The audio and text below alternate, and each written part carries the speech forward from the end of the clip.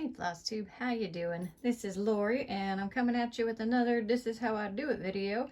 And in this one I'm going to be going over the type of scroll frame that I use, how I set it up, why I like it, and I'm kind of formatting this video for people that are looking for a new way to kind of hold their fabric while stitching and, you know, just looking for things that would benefit them for using this particular brand and, you know, just things to look for. So this frame that I like using is the Easy Stitch frame, and it's by American Dream. I buy mine off Amazon. What I like about them is they are super easy to get on the frame. So you basically, the bars have these screws on the end and it fits into this little piece here, and you just tighten it up like that, and then this middle part is for like putting it onto a stand or something.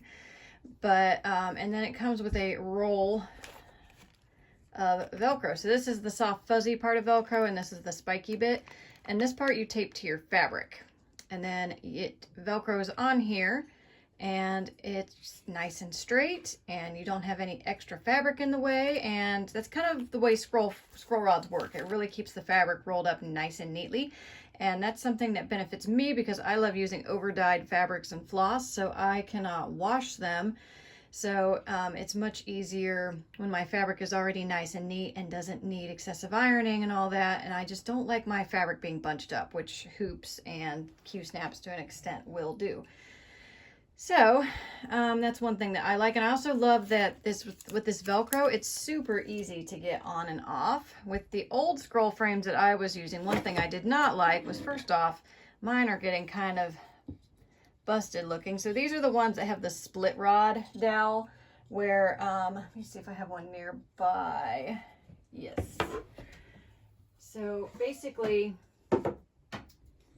it's got the split rods. You slide the fabric in here and then you got to scroll it up. Now you do have to be kind of careful, you know, make sure the fabric doesn't slip out. It's fine once it's on the bars like this, but sometimes when you get up to the end, it starts slipping out and things get loose. So that's annoying. You don't so much have that issue with this one. But, and also these are cheap and they get the job done. So that's kind of nice. But, you know, like I just showed you, this one here is no longer really holding tension.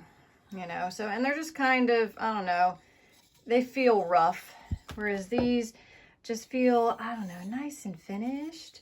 And I find the price point to not be too crazy terrible. They're probably double what these cost, but then these are pretty cheap. Like you can get like a regular scroll frame for probably 20 bucks, I think. So you'll spend maybe, depending on the size. These come in many sizes too, which I also like because I stitch a lot of chatelaines, and those split rods, I never found any that came in the right size, and especially with as long of a bar, like for instance, Serengeti's 36 inches long.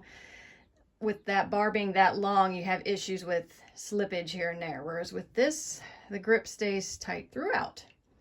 So, and you know, getting this all set up and everything is pretty easy, and then especially once you get the tape on place in the fabric, then it's super easy. And I'm going to show you a piece that already has the tape on it. So this is my Amphitrite Queen Goddess of the Sea. So there's the tape there, and it's on super good. You're kind of meant to just cut this off because this tape is super tacky. So it's on there really good, and it would probably leave a gummy type residue or something if you were to take it off. But when I'm ready to just stitch this again, I can just stick it there, and it's all straight and it's secure. So I like that. The only downfall is, like I said, you're meant to cut the tape off the fabric, so that means you need to buy more tape for future projects. So it is kind of something that you have to keep paying for something if you want to keep using it. If you want to be creative and find a way to reuse the tape, I guess you could do that. But, oh, and another thing, this is, you can buy the tape for the fabric or you can buy the tape for the bars. So if you wanted to kind of, if you have a crafty, you know, you're in wood shop, or if you got a husband that can do stuff for you, you could just buy like a dowel rod from a regular, like the hardware store, or even like the craft store even has some of these dowel rods too. And you could either just use this with your regular scroll bars and have the Velcro instead of the split rods, or you could you know, get a screw in here and probably still use it with these if you wanted to save a little bit of money. But like I said, I don't see the bars being too expensive because you can buy a full scroll set or you can just buy bars. So I bought, I think maybe 3 full sets. And then for like the longer bars, I just bought the bars. So, and then you can just obviously customize and switch out. I tend to keep mine on my low ran stand, so I can just switch out a little bit. So, one thing I wanted to show you guys is how I get the fabric attached on here. And I made a little bit of an oops when I was, because I already did one side. And it's not a big oops, but basically, see if you guys can see it. There's more. I got more on this end. I didn't exactly center it. It's fine. It's fine. It just makes me a little OCD, but we'll be fine. You know, so there's not as much on this end as there is on this end, which is totally fine. I just have to make sure I make it match down here. So what I do is I match my bars up so they're even there. And then I like to roll it to where it's at the very edge.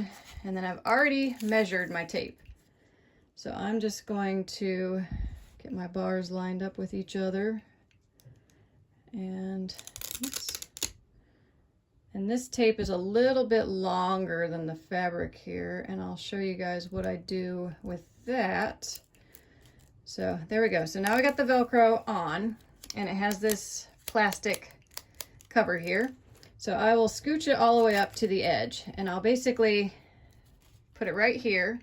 So that's where the adhesive will be, and I just roll it away. And then I will peel. Sometimes you have to, there we go. Peel it off. And then I just roll it very carefully back down over that edge. And it's on there. Ta-da. Now, where the parts overlap, this is really tacky. So, I don't like that. Threads can get caught on it, you know, and it's just, you know, sticky. So super easy fix. All I do is I take this end and I cut a little bit off of it. And then I just stick it right there. Voila, all better.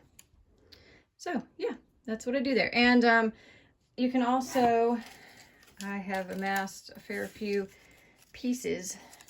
You can just line these up and still reuse all these ends. So that's nice. And since you have to keep rebuying it, like why not? Okay, so now I'm gonna get this ready to get on the frame. So, aw, Queen Mermaid fell.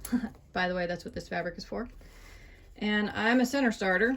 Now I already marked my center with a needle. So let's just roll our way up till the needle. Oh, I just saw it. There it is. Okay, so these also come, these bars, they have these little caps on the end. I keep those, and I'll show you why in a minute here. But I'm just going to get this ready to put on here. And it does take, you know, like a minute. And I'm really close to the camera right now, so I'm sorry if you can hear me breathing on you guys. I'm trying not to. So then take your ends here. Now, why I like keeping these little guys here is while I'm getting things in place, I like to just stick that on there. And you'll see why in a minute. I'm just making a mess of everything. All right. So I'm just putting these little rubber things on the end here while I get the other end set up.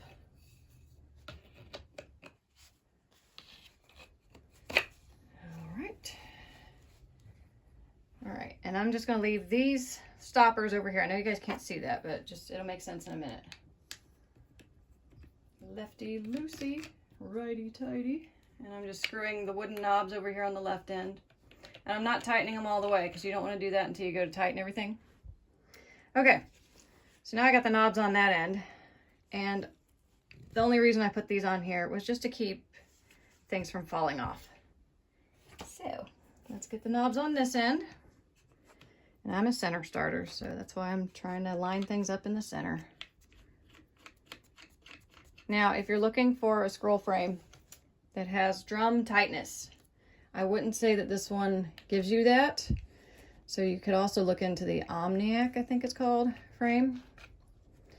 And I am going to tighten the top bar up first. Okay, so then I'm just going to start, and you see how the fabric's still going a little bit? That's because we haven't rolled up to tightness yet. So I'm going to roll this bottom up here a bit.